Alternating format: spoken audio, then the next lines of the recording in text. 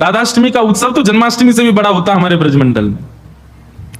तो ऐसे राधाष्टमी का भाव। अब कई लोग पूछ रहे हैं कैसे क्रम होना चाहिए, तो देखो ठाकुर जी का जन्मोत्सव मनाया जाता रात्रि 12 बजे, पर किशोरी जी जो है ये उदिया भाव से प्रकट हुई। मतलब सूर्य उदय, जैसे ही सूर्य की प्रथम किरण पड़ी है पृथ्वी पर, बस हल्के हल्के सूर्य उदय, वो तभी किशोरी जी का प्रादुर्भाव हुआ। तो एक प्रकार से नेक्स्ट सुन लो, ताली बाद में बजा ले। सुबह 4:30 बजे, 4-4:30 बजे आप सबको, अगर घर में किशोरी जी विराज रही हैं स्वच्छंद भाव से, तो किशोरी जी को अभिषेक करना। वैसे हम तो दोनों उनको ही कर दें, जन्माष्टमी पे भी युगल सरकार घर के ठाकुर जी जो है युगल राधा कृष्ण उनको करें, और राधाष्टमी पर भी दोनों उनको ही करें। अगर घर में केवल लड्डू गोपाल विराज रहे हैं, केवल ठाकुर जी मुरली मनोहर लाल जी विराज रहे हैं, त्रिभंग लली ठाकुर जी, तो भी उनको अभिषेक करो, उन्हीं को ही श्री जी स्वरूपा मान करके उनको अभिषेक करो। वैसे तो नियम ऐसा है कि जन्माष्टमी और राधाष्टमी को रात्रि भर जागरण करो, रात भर उत्सव करो, रात भर नाचो गाओ आनंद करो, किशोरी जी को प्रादुर्भाव होगा। और किशोरी जी वास्तव में शयनावस्था में हो, कमल के पुष्प ले आओ और सुंदर सुंदर कमल के पुष्पन के बीच में किशोरी जी के श्री विग्रह को विराजमान रखो, वही में पढ़ाओ, क्योंकि ऐसा भाव शास्त्र में है कि कमल के मध्य से ही किशोरी जी प्रकट भई।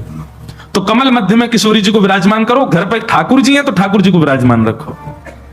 और प्रातः काल 4 बजे है तो हमारा शंखनाद करो, बधाई गायन करो, सुंदर घंटे घड़ियाल नगाड़े आदि बजाओ, वाके बाद में दीप प्रज्वलन करके किशोरी जी को प्रादुर्भाव करो।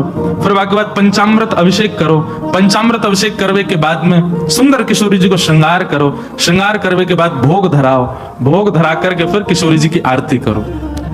आरती करने के पश्चात फिर खूब नाचो, इतने नाचो, खूब बढ़िया उत्सव करियो, खूब नाचियो, और फिर व्रत रखो पूरे दिन।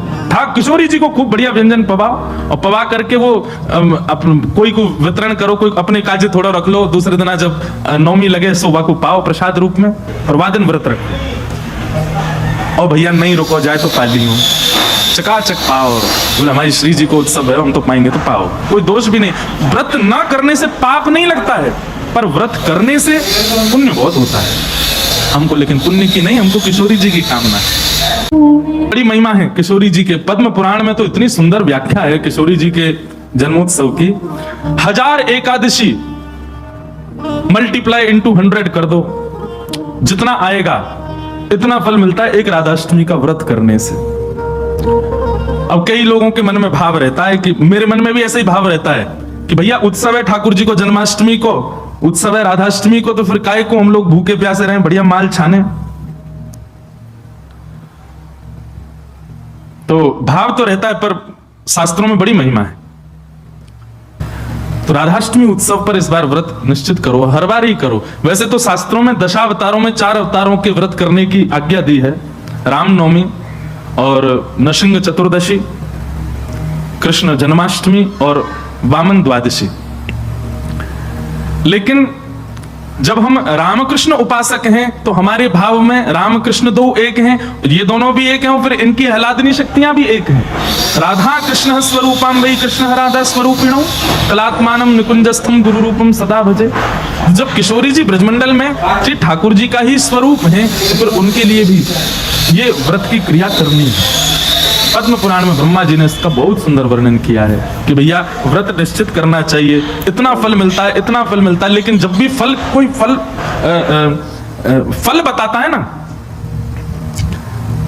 कि महाराज जी ये करने से ये फल मिलता है, ये करने से ये फल, मन में एक ही बात आती है, अगर ये करने से ये फल मिलता है, अगर हम इसके बदले फल की कामना ना करके ठाकुर जी की कामना करें, तो हमको व्रत इसलिए करना है हमको श्री जी मिले, हमको व्रत इसलिए करना हमको ठाकुर जी मिले। तो कभी भी आपको किसी व्रत या किसी नियम के पीछे फल बताया जा रहा हो, सुन लिया करो, अच्छा इससे ये फल मिलता है, उस फल को गौर करके उस फल के स्थान पर किशोरी जी को विराजमान कर दो। हे किशोरी जी, हम राधाष्टमी को व्रत या मारे करेंगे कि हमको आपकी प्रेम लक्षणा भक्ति प्राप्त हो, आपको प्रेम प्राप्त हो, इसलिए हमको व्रत करना है।